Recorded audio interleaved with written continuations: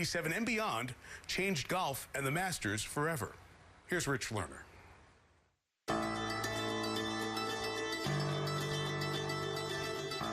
The Mount Rushmore of golf had pretty well been set until Tiger Woods came along in 1997. There it is, a win for the ages. Watching that, I wanted to play golf. Other guys that play on tour watched the 97 Masters just like I did, and that's why they're playing golf today as well. I have 4 daughters. They grew up on golf courses. They never said anything about playing golf until Tiger showed up on the scene. Nearly 14 million households tuned in across the United States for that 1997 Masters.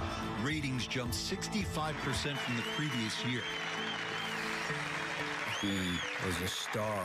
He had a significant impact on positioning us in the marketplace.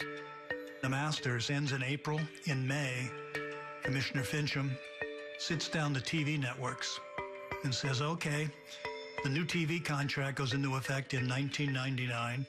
You guys have 1 month to come up with contract proposals to me. The 3 networks, NBC, CBS, and ABC. That Masters woke us all up, because when we heard what they were looking for financially, we kind of went, whoa. But we all jumped on board because we really believed that Tiger was going to be more than an overnight phenomenon. If Tiger Woods was on the leaderboard on Sunday afternoon, you could expect at least 100% increase in the ratings. It wasn't enough now just to have tour events. Were they the ones that Tiger was likely to play in? Rights fees, purses, sponsorship interest went up enormously. Tiger has had more impact on his sport than any individual athlete in the history of sports. In 1996, the year that Tiger Woods turned professional, 9 players on the PGA Tour earned $1 million. A decade later, 93 players pulled in $1 million or more, with Woods at the top with $9.9 million. When I came out on tour, the purse was $1 million.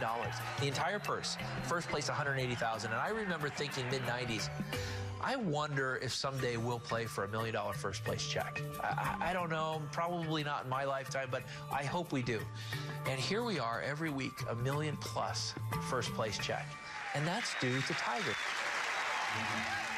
Woods' 97 Masters win was a harbinger of dominant days to come.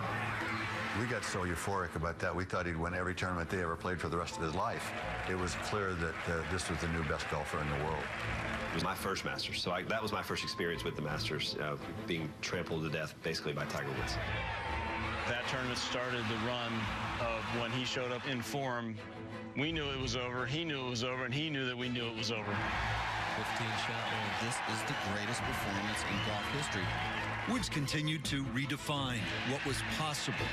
It was possible to win 4 straight professional majors, possible to win 5 tournaments or more in a season 10 times, possible to be truly great. I'm where I am today because of him, from watching him dominate. I was hitting putts when I was 6 and 7 and 8 years old on the putting green. This is to beat Tiger in the Masters. Growing up watching Tiger and everything he did, it was just like, yeah, I want to be like that. The amount of young kids that are aspiring to be the next Tiger Woods or the next best player in the world, that has massively grown since that 97 Masters. Woods didn't just practice. He trained. He pushed his body. He said from the start he would approach his sport as athletes in football or basketball do theirs, with an emphasis on strength and speed. From McElroy to Johnson to Jason Day, these guys are built. Before that, it was like, if you get cut from basketball, you get cut from baseball, and you get cut from football, you can always go out for the golf team. You knew that all the kids that were back home watching that Masters, that they were going to start gearing their games to try to match Tiger. And now what we see is the next generation can absolutely bomb it. Even Woods' deal with Nike was seen as revolutionary. In 1996, Phil Knight signed the 20-year-old to a 5-year, $40 million contract. Before Woods had even competed in a tournament as a professional. We believed we'd made a great sign when we signed him, but the moment when I could pat myself on the back was at that Masters in 1997, no question. Tiger just sprang it way forward and took it out beyond the shores of the United States. Tiger was a great world golfer. But was the world ready for an African-American man to be the game's most dominant player? As witnessed during an incident while Woods was wrapping up the 97 Masters, it wasn't. Even an athlete of Woods' stature couldn't avoid prejudice. Earl told me as a junior golfer when they would make appearances at certain venues and they would get the look. And Tiger received that just about everywhere he went. He's had to endure racism. He's had to endure death threats before rounds. And I asked him point blank, I said, does this bother you? He goes, I can't afford to let it bother me. Growing up, I came up with this name. I'm a Cablinasian. A Cablinasian.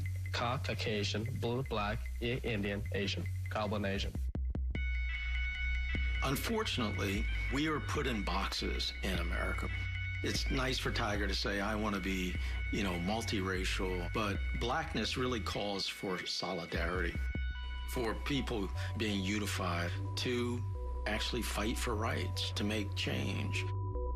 Woods' decision to be seen as multiracial disappointed some in the African-American community. However, it appears he may have made a bigger impact on minority golfers as a whole.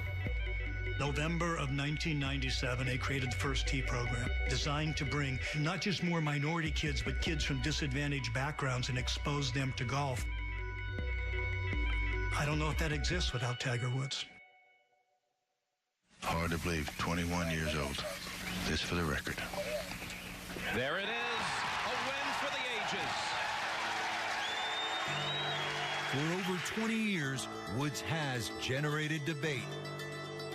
He was everything golf wasn't. So he stood out in every possible way that you could stand out. He's left us wondering, could he have done more?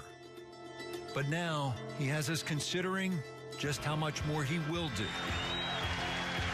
He's driven people to watch in ways they never did. With an attitude and an approach that transcends the sport itself, redefining the limits for the future of the game. Tiger took golf to a level I don't think anybody ever even dreamed remotely possible. I don't think anybody is going to significantly move the needle as much as Tiger has, maybe in the history of sports.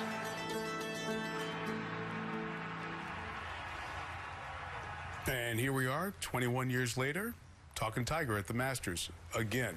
Jaime Diaz stays along with us. Jimmy Roberts and Steve Sands